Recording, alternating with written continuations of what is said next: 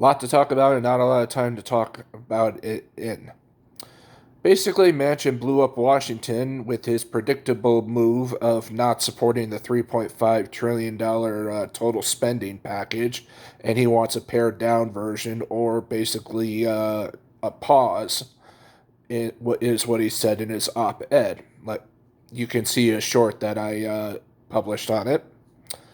You know, and also I did another short on how basically ExxonMobil, Walt Disney, and other corporations have basically formed a football team to blitz Washington, anyways, not to write that bill. Speaking of that $3.5 trillion bill, there's two centrists, from one from Florida and one from Texas, red states, that have demanded that the bill be, or excuse me, have sent a letter that Pelosi must sign demanding that the bill be fully paid for, with the exceptions of the environmental provisions.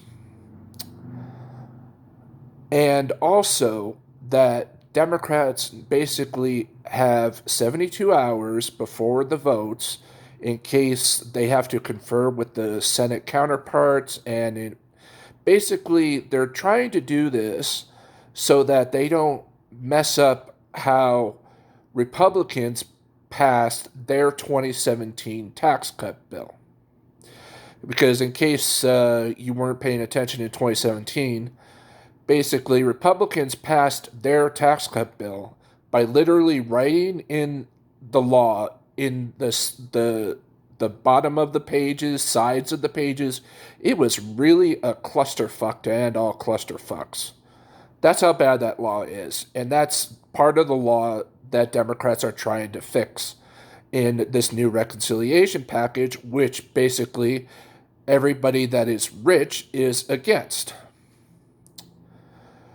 So, Manchin and Sinema are now the two senators that are against it.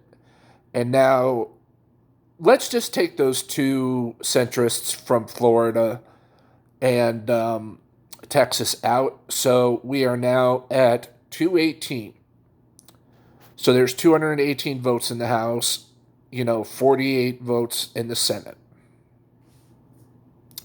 The two votes for Manchin and Sinema, those are, maybes because of the price.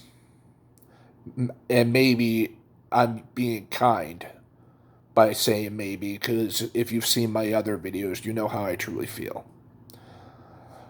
But also, with this reconciliation process, and also, Democrats need to actually fund the government, and they might not actually have the votes to fix the measure to actually fund the government by taking care of the debt ceiling.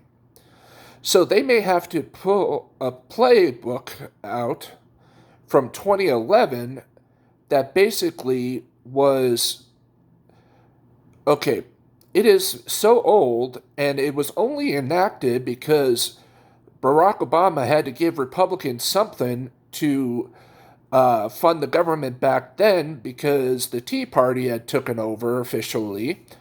And so basically, it sends notices that the House and Senate can't agree on how to fund or pay for the debt ceiling, and it shifts it over to the executive branch, and then the executive branch will decide what to do on the debt ceiling, on either to raise or cap it or suspend it. So Wall Street, I guess the big donors, I guess Democrats are really afraid of Republican attacks on debt. Wow, talk about scaredy cats.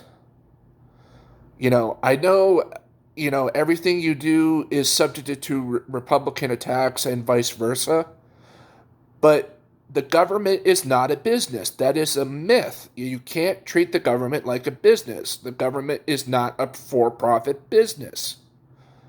It is some form of an entity, but it is not a for-profit entity. So that's all I have to say for now. It's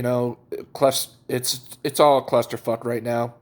I don't know what's going to happen, but I just hope they don't end up shutting down the government and Social Security payments get delayed or veterans benefits, stuff like that.